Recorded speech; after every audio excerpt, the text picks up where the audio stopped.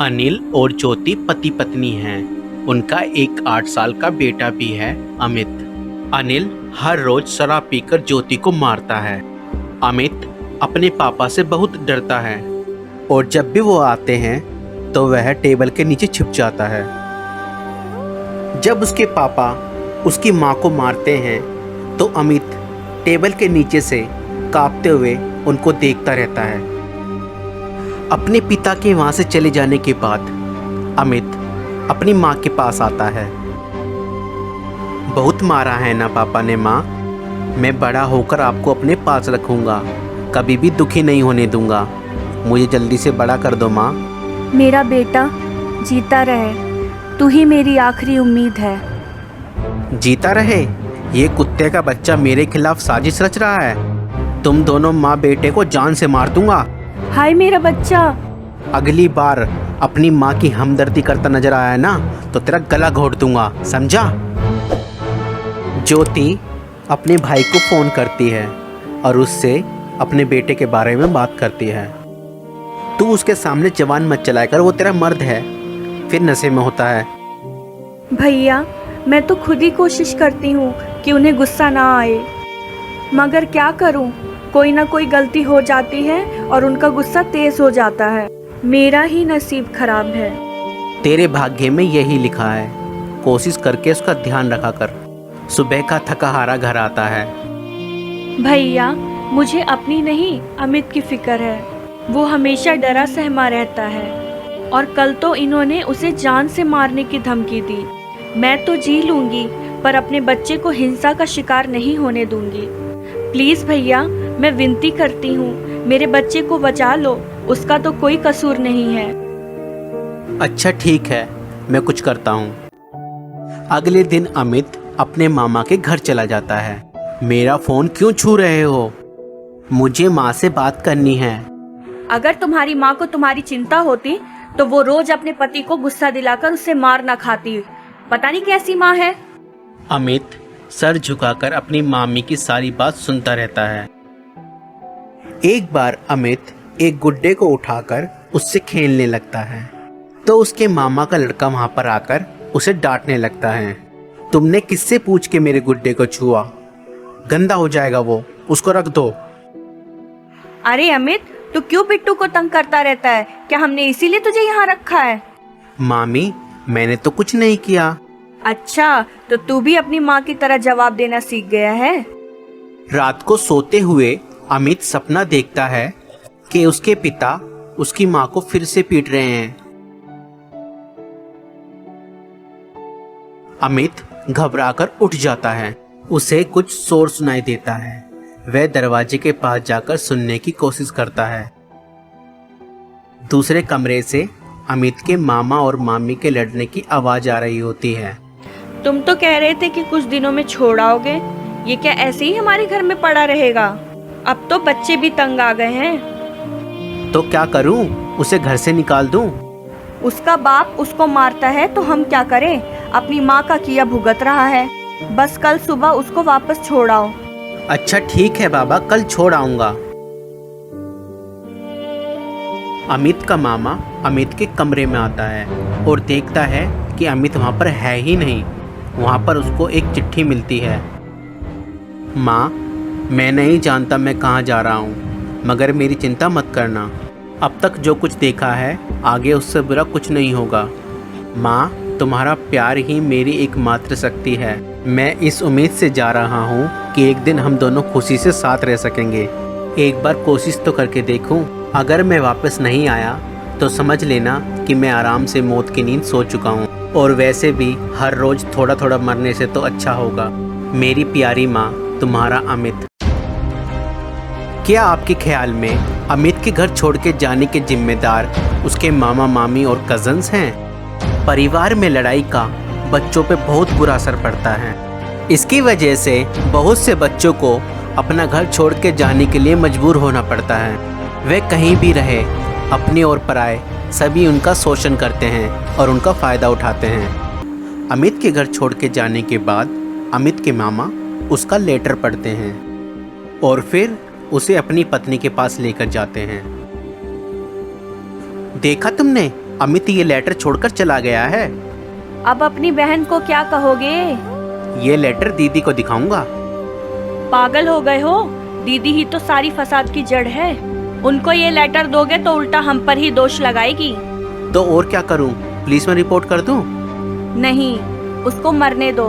2-4 दिन भूखा मरेगा तो अपने आप ही वापस आ जाएगा।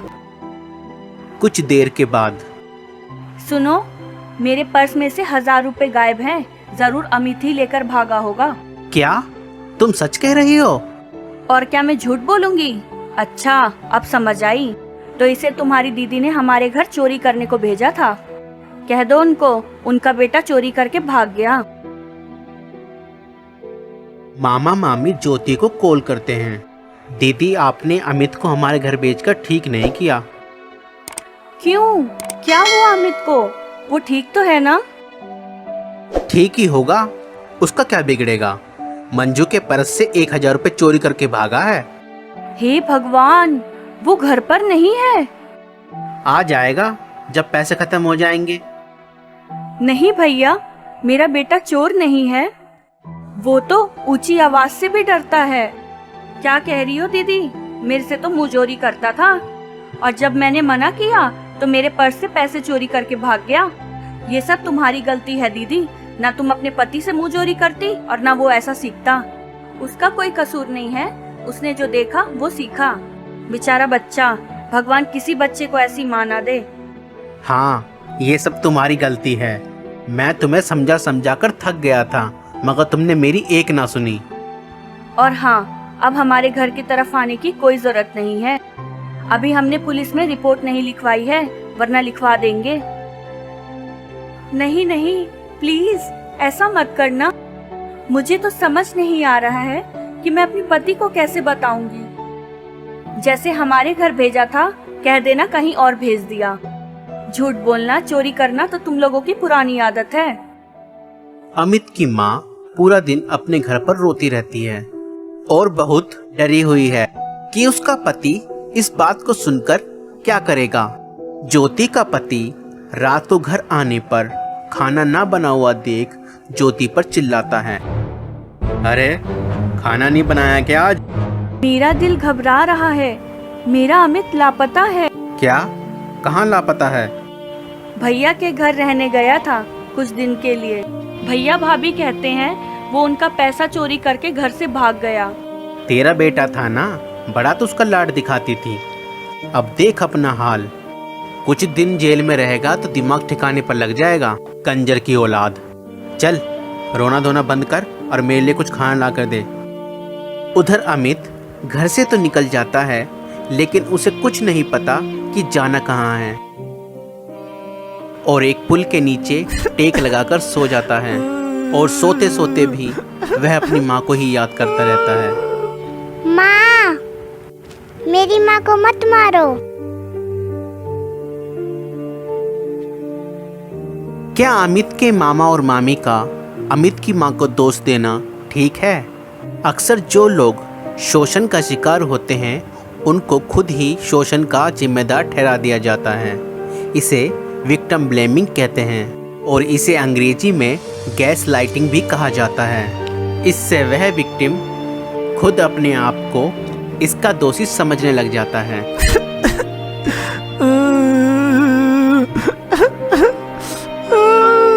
अमित के मामा और मामी उसकी माँ को दोष देकर अमित पर चोरी का इल्जाम लगा देते हैं। उधर अमित रोते रोते रात को एक ब्रिज के नीचे सो जाता है।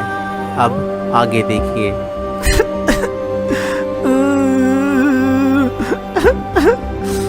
ब्रिज के नीचे कुछ ही दूरी पर एक बुढ़िया पुल पर भीख मांगकर लौटी थी बैठी होती है। वह पूरा दिन भीख मांगती है और रात को ब्रिज के नीचे आकर सो जाती है। उसको अमित के रोने की आवाज आती है। यह कौन रो रहा है? वह अंधेरे में उस आवाज की तरफ जाती है। अरे, यह तो साफ सुथरा बच्चा है। जरूर घर से खो गया है और रोते रोते सो गया। वह अमित को चादर ओढ़ाकर उसके पास बैठ जाती है। कुछ देर के बाद जब अमित जाग जाता है तो वह उससे बात करती है। बेटा, क्या खो गए हो? नहीं। फिर क्या हुआ मेरे बच्चे, रूठ कर आया है? चल, मैं तुझे घर छोड़ाऊं, तेरी माँ रो रही होगी। नहीं, मैं अपनी माँ के लिए बड़ा होकर घर जाऊंगा। अभी नहीं, अभी जाऊंगा तो मेरे बाबा मुझे मार डालेंगे। तब तक मैं सड़क पर रहूंगा। यहाँ कहाँ रहेगा? तुझे बेच देंगे, हाथ पैर तोड़ देंगे। लेकिन अम्मा, मेरे बाबा तो मुझे और माँ हम दोनों को मार देंगे। चल, कुछ खा ले, फिर मैं तुझे अनाथ आश्रम छोड़ाती हूँ। मैं भी तेरा ध्यान नहीं रख सकती। नहीं, मैं यहीं पर ही रहूंगा। पगला गया है? जब घर वाले बुरे हैं तो बाहर की दुनिया में तुझे कौन से फरिश्ते मिलेंगे? तेरे जैसे कितने बच्चों को निगल गए हैं ये भेड़िए। चल मेरे प्यारे बच्चे, तू तो बच्चों के आश्रम में रह। वहाँ खाना पीना और रात में सोने को छत तो मिलेगी। फिर जब तू बड़ा हो जाएगा तो माँ के पास चले जाना। बुढ़िया अमित को अपने साथ अनाथ आश्रम लेकर जाती हैं। बहन जी, इस बच्चे को रख लो, वरना इसे कोई भिखारी का टोला पकड़कर ले जाएगा। घर से भागकर आया है ये। क्या हुआ बच्चे, क्यों छोड़ा घर? मेरे बाबा मुझे और माँ हम दोनों को मारते थे। ठीक है, लेकिन यहाँ रहने के कुछ नियम हैं, उनको फॉलो करना पड़ेगा। और हाँ, काम भी करना पड़ेगा।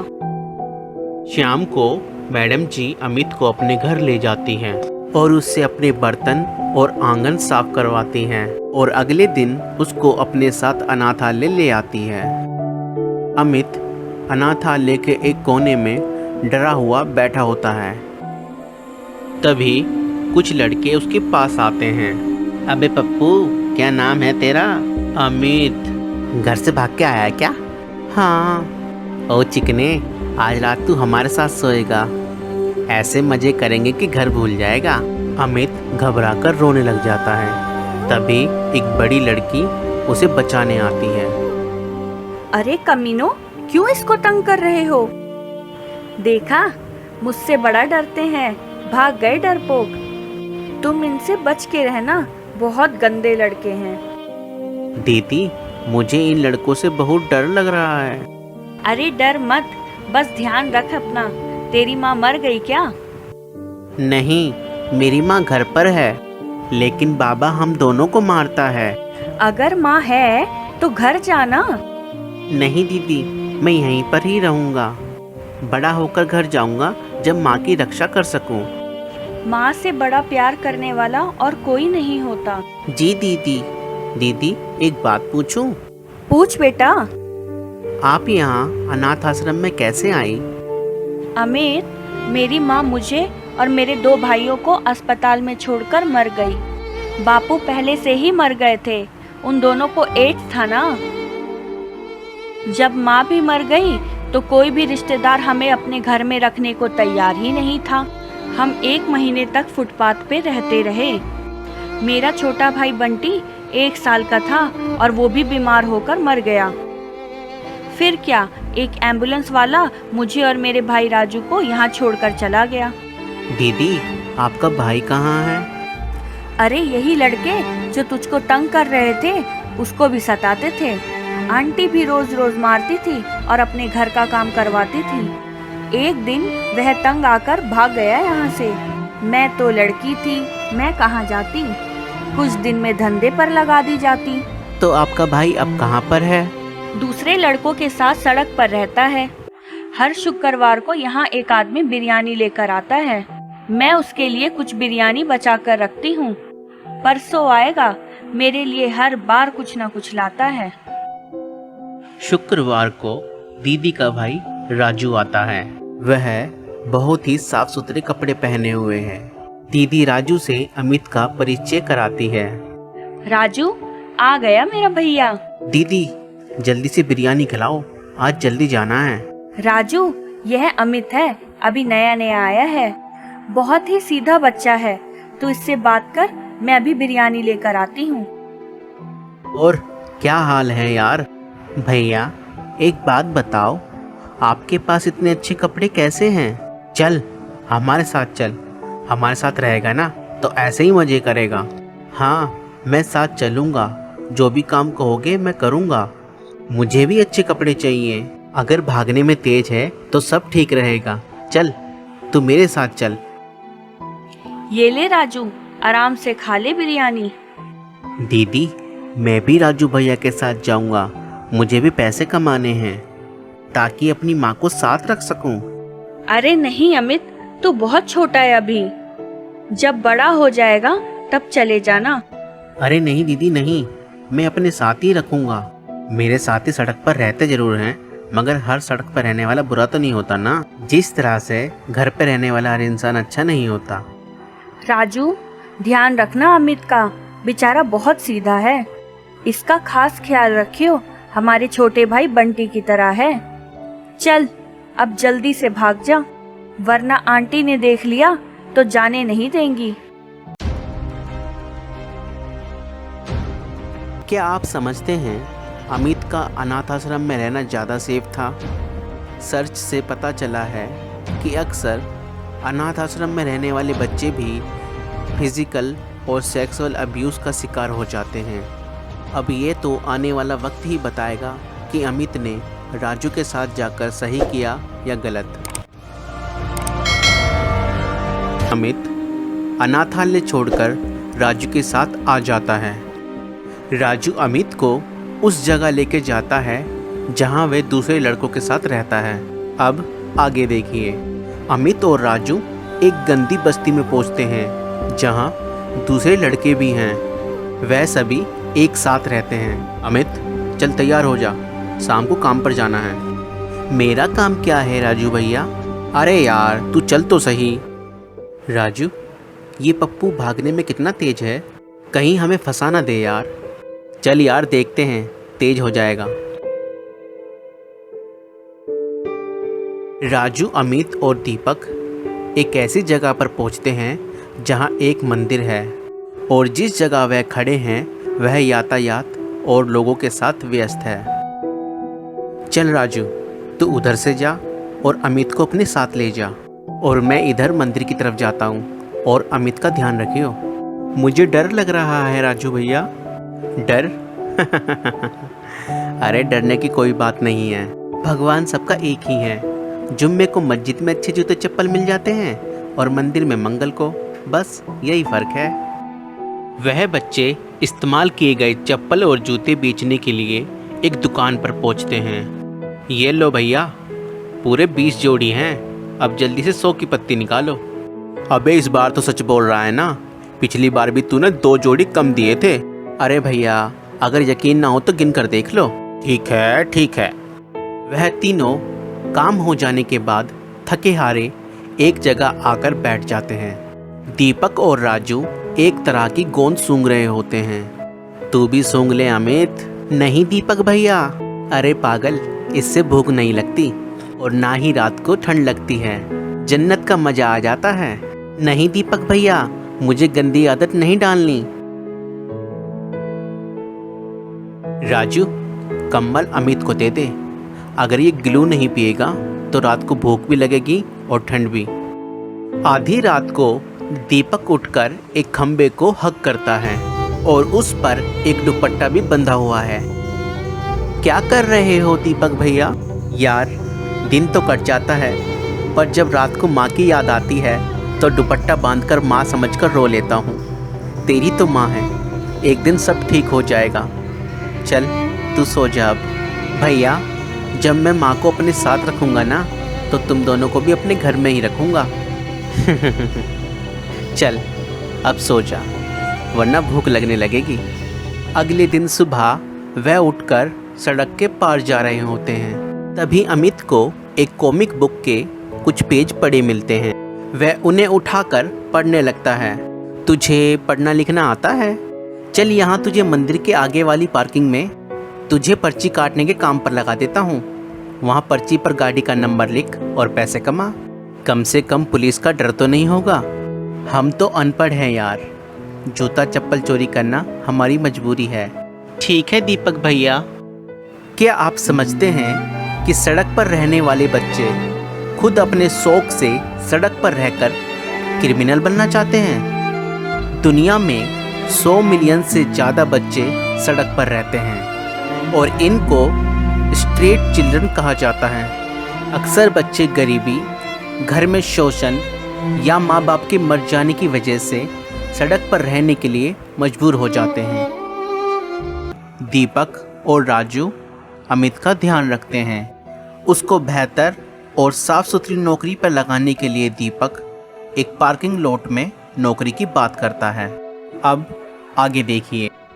दीपक अमित को एक आदमी के पास लेकर जाता है जिसका नाम गुरु है।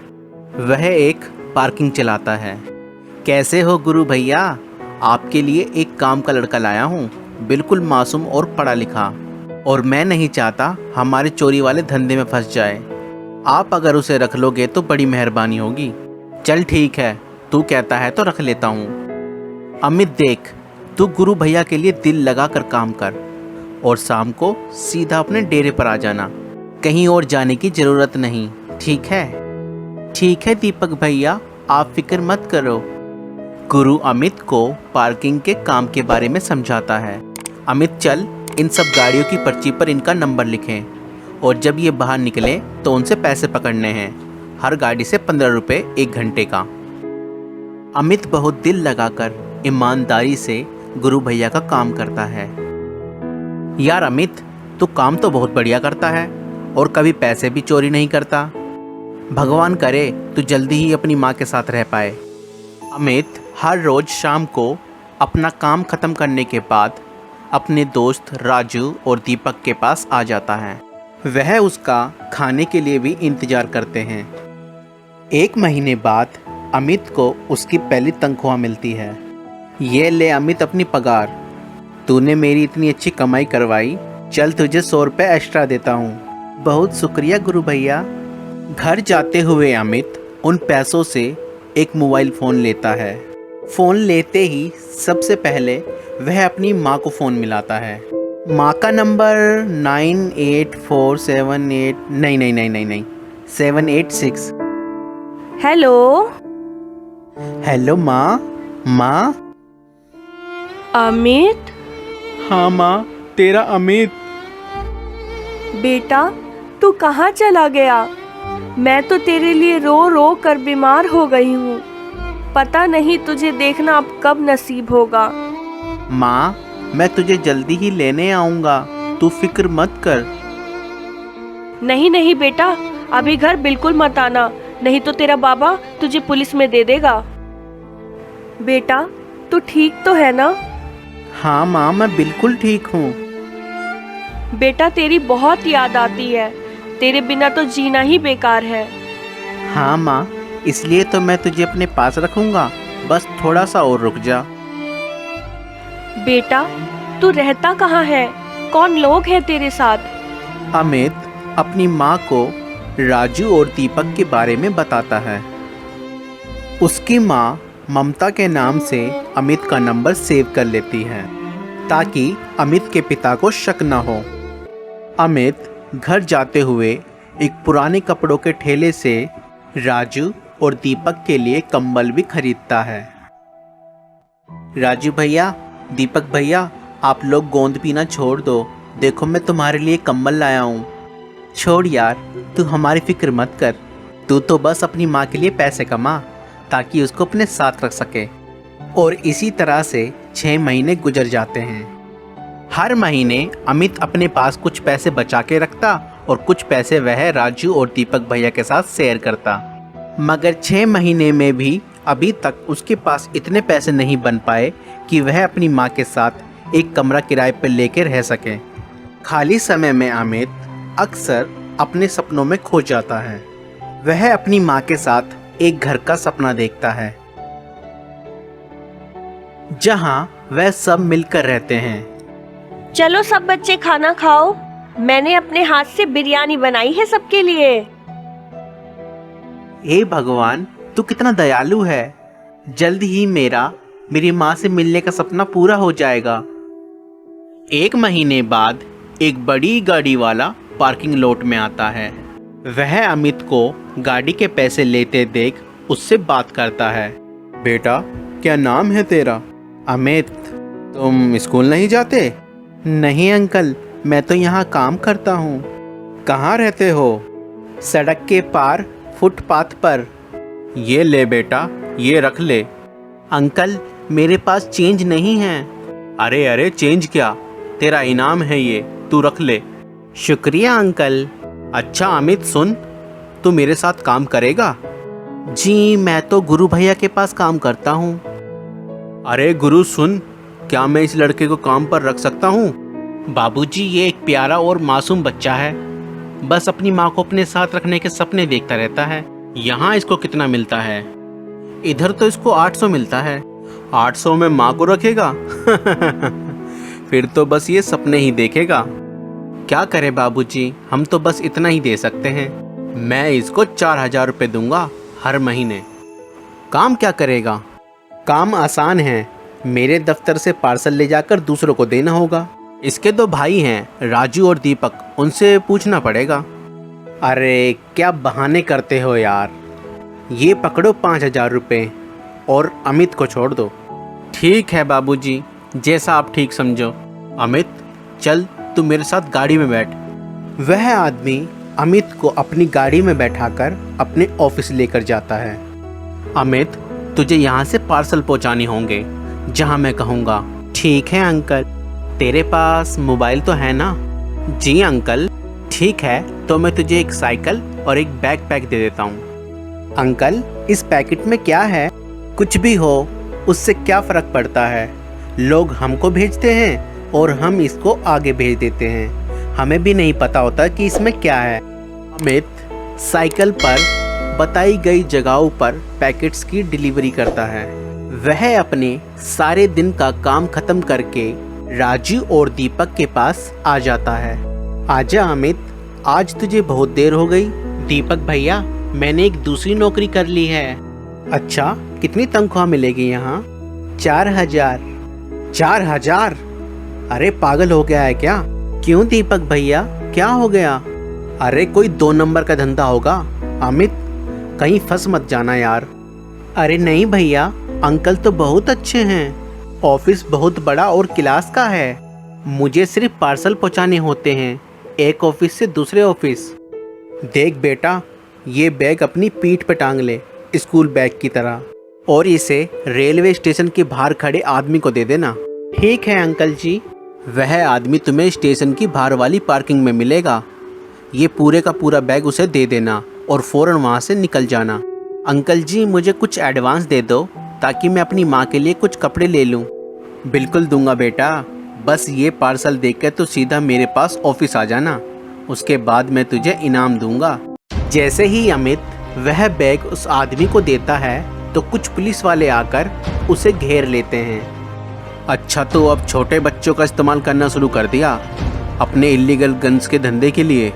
चल थाने, तुझे तो आज मैं सीधा करता हूँ। पुलिस अमित और दूसरे आदमी को गिरफ्तार करके पुलिस स्टेशन ले जाती है।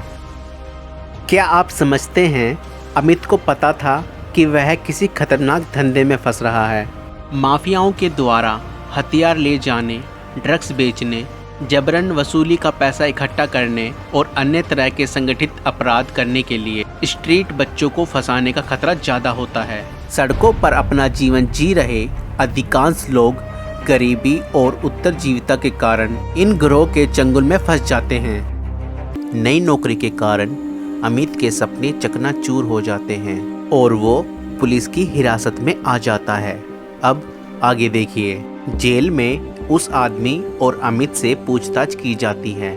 बच्चे, तुम ये गन्स का धंधा कब से कर रहे हो? मुझे कुछ पता नहीं था कि पार्सल में क्या है। अंकल ने मुझसे कहा था कि मेरा काम सिर्फ पार्सल पहुंचाना है। कौन से अंकल? जी मुझे नाम नहीं पता। तुम बताओ, किस आदमी ने तुम्हें ये असला भेजा था? जी वो मैं किसी को नहीं जानता। तो तुम दोनों कुछ नहीं जानते? अच्छा, अभी धुनाई होगी तो सब जान जाओगे। छोटी उम्र का होने की वजह से अमित को बच्चों वाली जेल में डाल दिया जाता है। वहाँ अमित को और दूसरे लड़के मिलते हैं। जेल में अमित की मुलाकात एक बिट्टू नाम के लड़के से होती है। बिट्टू नया आया है क्या? हाँ। यार तू पकड़ा क्यों गया? मैं अंकल के साथ काम करता था, मुझे क्या पता था कि वो गन्स का गैर कानूनी कारोबार करते हैं। मुझे अच्छे पैसे देने का वादा किया, इसलिए मैं मान गया। मुझे कुछ नहीं पता था। कितने पैसे देता था तेरा अंकल? भैया मिला तो कुछ नहीं था, मगर अंकल ने कहा था कि वह मुझे 4,000 रुपये देंगे। 4,000 रुपये के लिए इतना खतरनाक काम? अबे तू पागल है क्या? भैया मुझे तो पता ही नहीं था कि क्या काम है, वरना मैं किसी कीमत पर नहीं करता। अगर ज़्यादा पैसे कमाने हैं तो यहाँ पर क्या कर रहा है? सीधा दुबई जा। नहीं बिट्टू भैया, मुझे यहाँ रहकर माँ को अपने पास रखना है। अरे पागल, इतने पैसे मिलेंगे कि सब कुछ भूल जाएगा, माँ को भी रानी बना कर रखेगा। कुछ दिन बाद अब्दुल नाम का एक आदमी बिट्टू से मिलने के लिए आता है। ए, कैसा है मेरा बिट्टू? ठीक हूँ अब्दुल भाई। बस ये 2 साल और कट जाएं इधर, उसके बाद तू भी उड़ के दुबई जाएगा बिट्टू। अब्दुल भाई, ये बच्चा भी काम का है, इसे भी दुबई ले चलो। कितने दिन के लिए अंदर हुआ है रे? 3 साल। चल कोई फिक्र नहीं, छूट जाए तो सीधा मेरे पास चले आना। लेकिन 2 साल के बाद अमित, मेरा तो छूटने का टाइम आ रहा है। तू भी दुबई का सोच ले, तेरी लाइफ बन जाएगी। थोड़ा डेंजर का काम है, मगर बड़ा पैसा मिलेगा। ये एक बाग में छोटी सी पिस्टल पहुंचाने का काम नहीं है। बिट्टू भैया, मुझे अपनी माँ को साथ रखना है, इसलिए मैं दुबई नहीं जा सकता। 2 साल बाद जब बिट्टू जेल से छूटता है तो अब्दुल उसे लेने के लिए आता है। वह जाते जाते अमित को अपना फ़ोन नंबर दे जाता है। अमित बेटा, तुम जब यहाँ से निकलो सीधे मुझे फ़ोन करना। कुछ भी चाहिए हो शर्माना मत, मैं बिट्टू को लेकर दुबई जा रहा हूँ। यार अमित, तेरा साथ बहुत याद आएगा, हो सका तो दुबई में मिलेंगे। बिट्टू भैया, आपको तो पता है मेरे साथ मेरी माँ रहेगी। आप लोग दुबई से फ़ोन करते रहना, आपकी बड़ी याद आएगी। 1 साल बाद अमित भी जेल से छूटकर आ जाता है। अमित अब 13 साल का है, लेकिन उसकी मुसीबतों ने उसे और भी बड़ा बना दिया है। वह वापस राजू और दीपक के पास आता है। यार तुम कैसे दोस्त हो? तुमको पता था कि मैं कहाँ हूँ, फिर भी मुझसे मिलने नहीं आए। अमित, तू क्या समझता है हमारे लिए पुलिस स्टेशन जाना आसान है? यार हम ठहरे चप्पल चोर, सारे पुलिस वाले हमें पहचानते हैं। अगर किसी ने अंदर बैठा लिया होता तो क्या होता? यार तेरी माँ के कितने फ़ोन आते थे, मगर मैंने नहीं बताया कि तू जेल में है। फिर तूने क्या कहा? मैं तो कह देता था कि तू मुंबई गया हुआ है पैसों के चक्कर में, जल्दी ही वापस आ जाएगा। अमित अपनी माँ को कॉल करता है। The number you have dialed is not available at the moment. To send voice SMS, add taka 2. माँ का फ़ोन तो बंद आ रहा है। अमित, तेरी माँ की आवाज़ से तो ऐसा लगता था कि वो ठीक नहीं है। वह तेरा नाम ले लेकर रोती थी फ़ोन पर। राजू भैया, मैं अपनी माँ से मिलने जा रहा हूँ। अमित अपनी माँ से मिलने के लिए घर पहुँचता है। आ गया चोर का बच्चा, अब तक तो डाके डालने लगा होगा। माँ तू कैसी है? दिखाई नहीं दे रहा है कैसी है? मरने को पड़ी है, पैसा हो तो इलाज कराएं। क्या हुआ तुझे माँ? बेटा, डॉक्टर कहता है इलाज में बहुत खर्चा आएगा और हमारे पास तो इतना पैसा है नहीं। 1 लाख का खर्चा है और हमारे पास 1 रुपया भी नहीं है। माँ तू फिक्र मत कर, मैं बस अभी वापस आया। अमित बाहर आता है और अब्दुल भाई को कॉल करता है। अब्दुल भाई कैसे हो? आपकी मदद की बहुत ज़रूरत आन पड़ी है। मुझे 1 लाख रुपए चाहिए माँ के इलाज के लिए। क्या रे, बस इतनी सी बात? फिक्र करने का नहीं, तू हॉस्पिटल पहुँच, मैं तेरा पैसा पहुँचाता है। माँ पैसों का इंतज़ाम हो गया, चलो आपको हॉस्पिटल लेकर जाना है। क्या हुआ बेटा, पैसा मिल गया? अरे वाह, आखिर बेटा किसका है? अमित अपने पिता की बात चुपचाप सुनता रहता है। अस्पताल पहुंचते ही एक आदमी अमित के हाथ में लिफाफा देता है। अमित उन पैसों में से रिसेप्शन पर एडवांस जमा करवाता है। ये लीजिए 25,000 रुपये एडवांस, माँ को अच्छा कमरा देना। माँ, बस अब थोड़े दिन की बात है, फिर हम दोनों साथ रहेंगे। अमित बेटा, ऐसा मत बोल। डॉक्टर साहब, माँ जल्दी ठीक तो हो जाएगी ना? आपकी माँ का ओवी का कैंसर पूरी बॉडी में फैल चुका है। हम अपनी पूरी कोशिश करेंगे, लेकिन आपने लाने में बहुत देर की। बेटा, तूने अपनी माँ के लिए इतना किया? मैं तुझे माफ़ करता हूँ। अमित चुपचाप अपने पिता की बात सुनकर मुस्कुराता है। माफ़ कीजिएगा, हम आपकी माँ को बचा नहीं सके।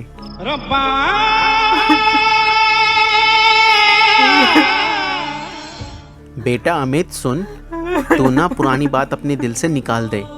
देख, अब हमारा एक दूसरे के सिवाय और कौन है? मेरा तो सब कुछ खत्म हो गया।